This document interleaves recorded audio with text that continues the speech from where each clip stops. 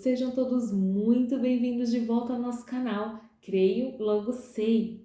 Hoje é domingo e nós vamos meditar num texto bíblico que está em João, capítulo 4, do versículo 1 ao 26, a história da mulher samaritana.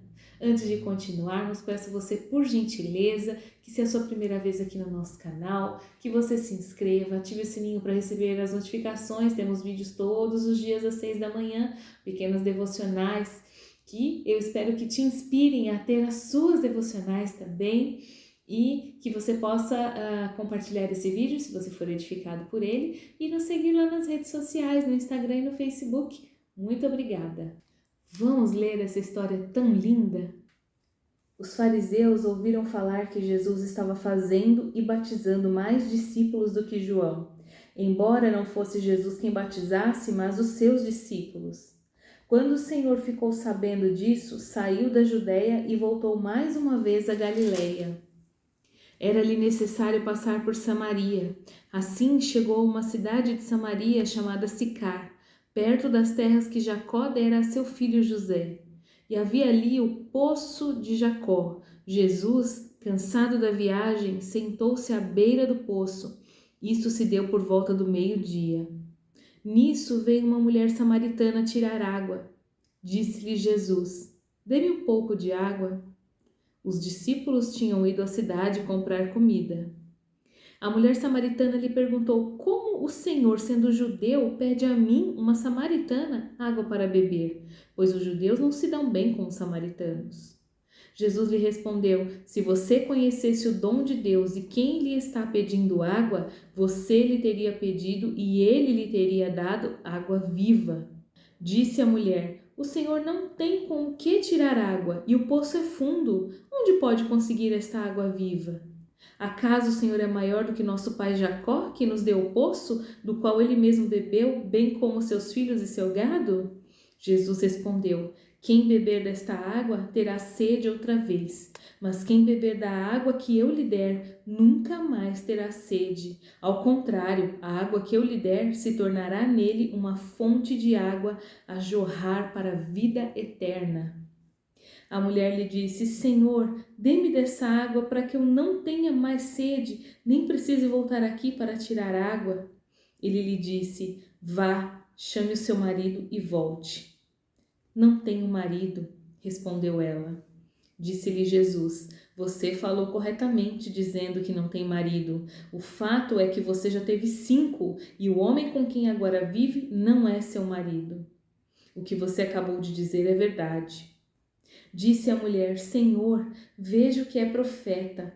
Nossos antepassados adoraram nesse monte, mas vocês, judeus, dizem que Jerusalém é o lugar onde se deve adorar." Jesus declarou: "Creia em mim, mulher. Está próxima a hora em que vocês não adorarão o Pai, nem neste monte, nem em Jerusalém. Vocês, samaritanos, adoram o que não conhecem. Nós adoramos o que conhecemos, pois a salvação vem dos judeus. No entanto, está chegando a hora, e de fato já chegou, em que os verdadeiros adoradores adorarão o Pai em espírito e em verdade. São estes adoradores que o Pai procura. Deus é espírito e é necessário que os seus adoradores o adorem em espírito e em verdade." Disse a mulher: "Eu sei que o Messias, chamado Cristo, está para vir. Quando ele vier, explicará tudo para nós." Então Jesus declarou: "Eu sou o Messias, eu que estou falando com você." Amém, aleluia! Louvado seja o Senhor pela sua palavra. Então Jesus estava na Judéia, no sul ali de Israel, em Jerusalém, e precisava ir para Galileia porque os sacerdotes, os líderes ali do Sinédrio já estavam querendo achar uma forma de prender. E aí era necessário passar por Samaria.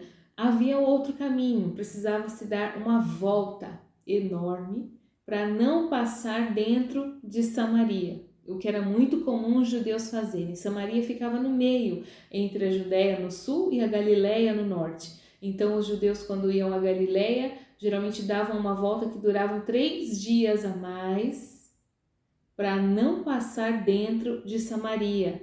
Mas Jesus fez o contrário.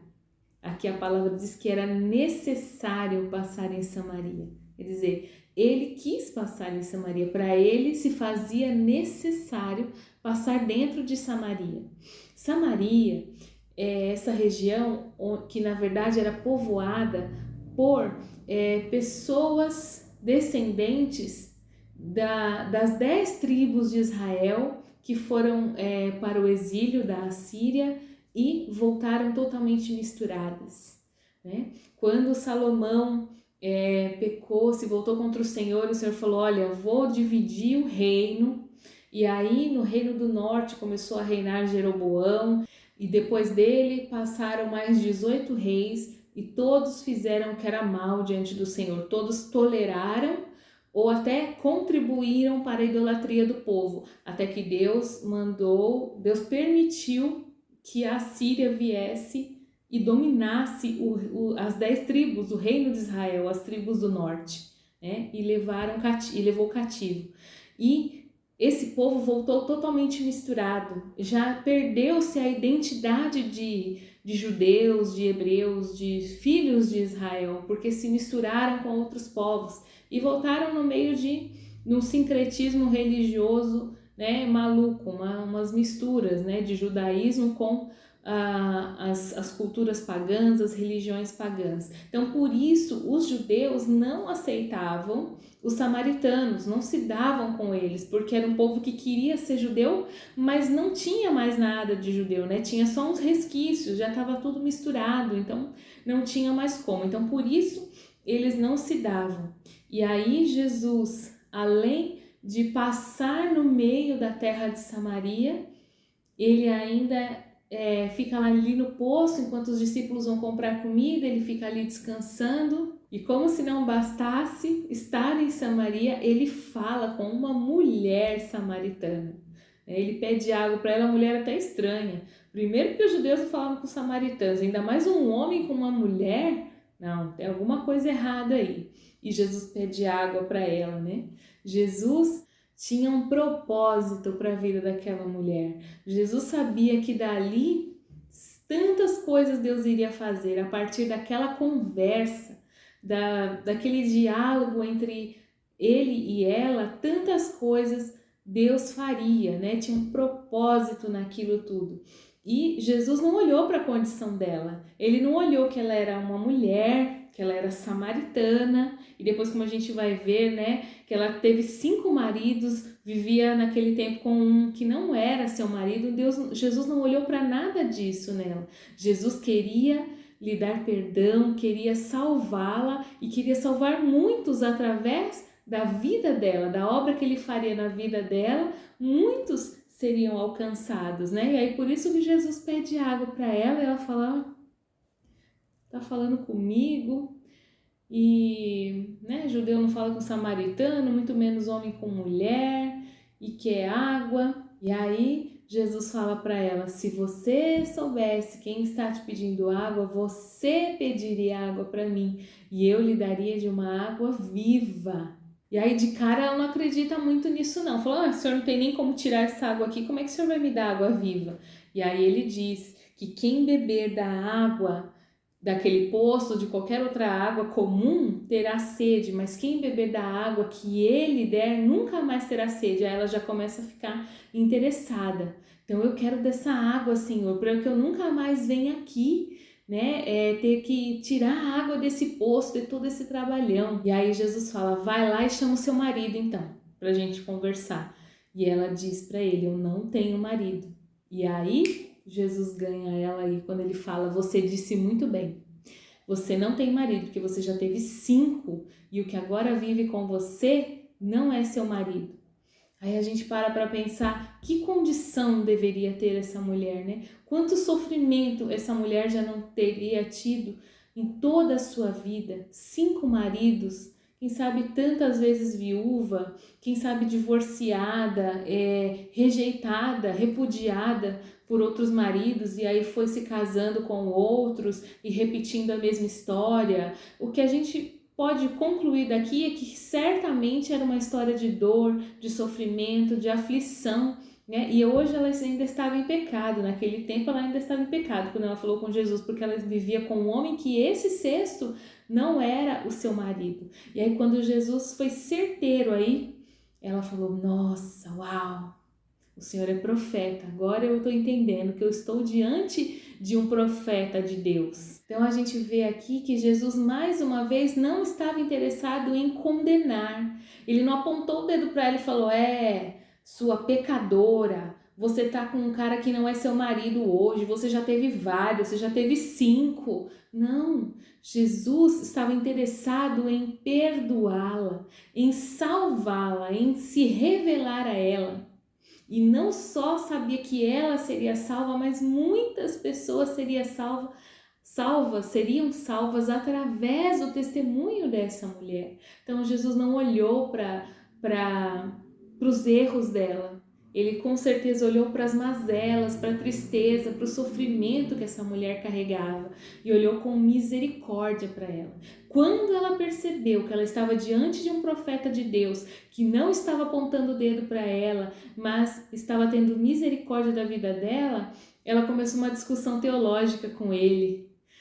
Porque aqui não é o lugar certo de adorar também? Nosso pai Jacó deixou esse poço aqui para nós. Ele bebeu água aqui, os seus filhos, o seu gado bebeu água aqui. A gente pode adorar aqui, não pode, Senhor? A gente pode adorar a Deus aqui.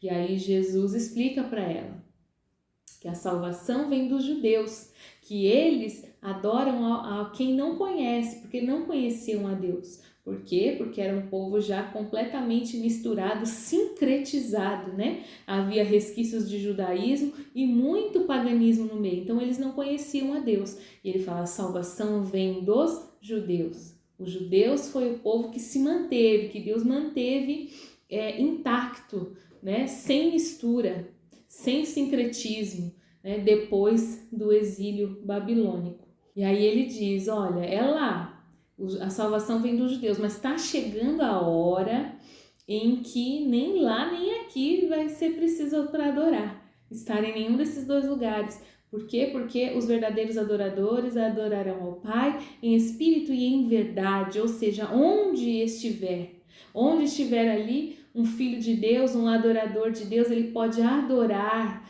em espírito e em verdade, a adoração chegar ao Pai, subir ao céu, ser aceita por Deus, pelo próprio Pai, né? E aí, voltando para onde tudo começou com a história da água, né, nós vemos o quê? Que o Senhor queria que a presença dele fosse viva na vida da samaritana, né? Eu vou te dar uma água que você nunca mais vai ter sede, porque ela vai ser como um manancial a jorrar para a vida eterna. Quer dizer, não é a sede física que essa água viva de Jesus vai saciar, mas sim a espiritual.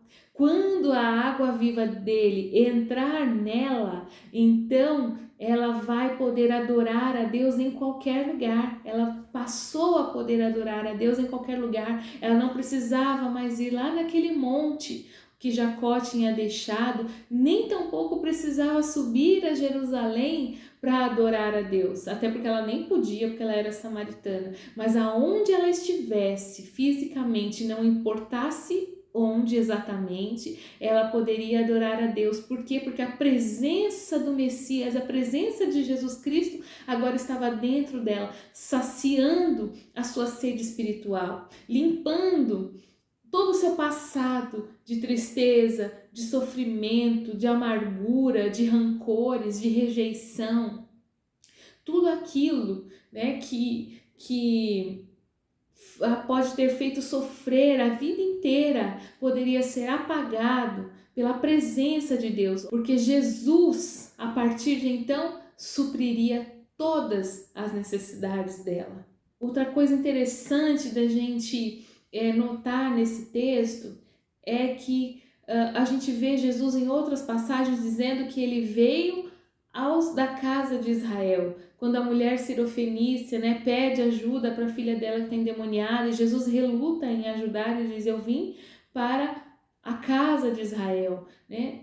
A gente percebe aqui uma coisa diferente, fora do padrão. Jesus fez questão de ir até Samaria. Por quê? Porque certamente havia um compadecimento de Deus, uma misericórdia de Deus com os samaritanos, que um dia foram o povo de Israel também, foram as 10 tribos do norte, né? Jesus não poderia passar o seu ministério aqui, ensinando na terra, sem dar uma atenção aos samaritanos. Por mais misturados e perdidos que eles estivessem agora, um dia, né? Ali corria o sangue de Abraão. Um dia foram o povo de Deus. Então Jesus se preocupou em ir até Samaria, em salvar a alma da samaritana. Não só salvar, mas com certeza também tratar com a alma dela, né? Curar as feridas dela e fazer dela o quê? Uma missionária. Porque o que aconteceu depois de tudo isso? Quando ela viu que o Senhor era um profeta, que ele poderia dar a ela uma água, que ela nunca mais ia ter sede na alma dela, nunca mais a tristeza iria corroê-la, nunca mais ela precisaria procurar em maridos, em outras pessoas, uma satisfação, porque a partir de então, Jesus seria sua satisfação completa. Quando tudo isso aconteceu, ela foi à cidade e compartilhou com todos o que tinha acontecido com ela e quem estava ali. Gente, quem está aqui em Samaria, vocês não sabem quem está aqui em Samaria. O Cristo, o Messias, aquele de quem os profetas falaram, de quem os nossos patriarcas esperavam, quem Moisés nos ensinou e nos disse para aguardar por ele está aqui. E aí, os samaritanos, a gente pode ver no outro trecho que a gente não leu, a partir do 27, né, que os samaritanos foram até Jesus. Como a gente pode ler aqui no 39 ao 42. Vamos dar uma lidinha? Muitos samaritanos daquela cidade creram nele por causa do seguinte testemunho dado pela mulher. Ele me disse tudo o que tenho feito. Assim, quando se aproximaram dele, os samaritanos insistiram em que ficasse com eles e ele ficou 2 dias. E por causa da sua palavra, muitos outros creram.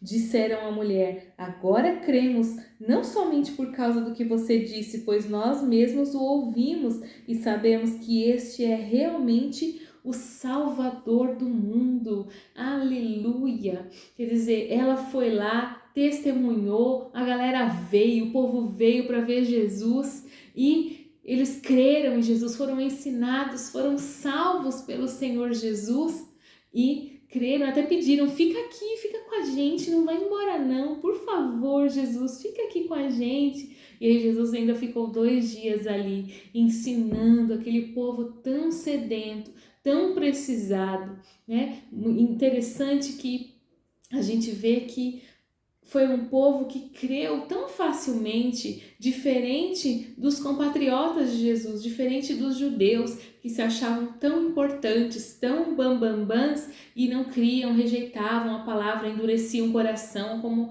a gente já viu que acontecia, principalmente nas cidades onde Jesus passou a maior parte do seu ministério, né? Que ele disse: olha, ai de vocês, Betsaida, Corazim, Cafarnaum, porque se os milagres que aconteceram aqui tivessem acontecido em Sodoma, eles já teriam se arrependido. E a gente vê que em Samaria também, Jesus ensinou em Samaria, provavelmente curou pessoas, né, ali, e as pessoas creram nele. Os samaritanos creram no Senhor, tinham um coração... não estavam com o coração endurecido, estavam com o coração inclinado a ouvir a verdade do Senhor, a crer, a se arrepender dos seus pecados, a mudar de vida por amor a Jesus. Que coisa linda, né? Que coisa linda, ninguém deve ser rejeitado, o Senhor não rejeita ninguém, o Senhor vai atrás de todos, por isso que diz, né? Deus amou o mundo de tal maneira que deu o seu Filho unigênito, quer dizer, a todos, todos são amados por Deus, o mundo inteiro. É da vontade do Senhor que todos se salvem, né? Que venham ao conhecimento, ao pleno conhecimento da verdade, porque o Senhor não rejeita a ninguém. Glórias a Deus. Aleluia. Que história linda, né? Nos conta quanto nos ensina a história da mulher samaritana, né? De que o Senhor não faz acepção de pessoas, de que o Senhor usou uma mulher para ser uma missionária ali no seu campo, de que o Senhor ensinou a ela e, em consequência, a nós, que Ele é a água viva, né? Que quem tiver dele jamais terá sede espiritual de novo, porque o Senhor Jesus nos satisfaz a partir do momento em que Ele se assenta no trono do nosso coração, que Ele ocupa o vazio que todo ser humano tem dentro de si. Então, dali para frente, meus queridos, é transbordamento da água viva do Senhor dentro de nós e jorrando para fora, jorrando para a vida eterna, contagiando as pessoas à nossa volta, né? A presença de Jesus precisa realmente ser evidente em nós a ponto de contagiar-os à nossa volta, né? Que eles sintam a presença de Deus, ou que eles tenham vontade de estar na presença de Deus, de buscar ao Senhor Jesus, simplesmente porque estão vendo em nós a graça de Deus, o jorrar da água viva dentro de nós, que é o próprio Senhor Jesus, amém? Glória a Deus por essa passagem tão linda, tão abençoadora, tão tremenda para nós. Eu espero que você tenha um dia muito abençoado na presença de Deus, que esta palavra fale docemente ao seu coração e amanhã a gente se vê aqui de volta. Um grande abraço e fiquem todos na graça e na paz do Senhor.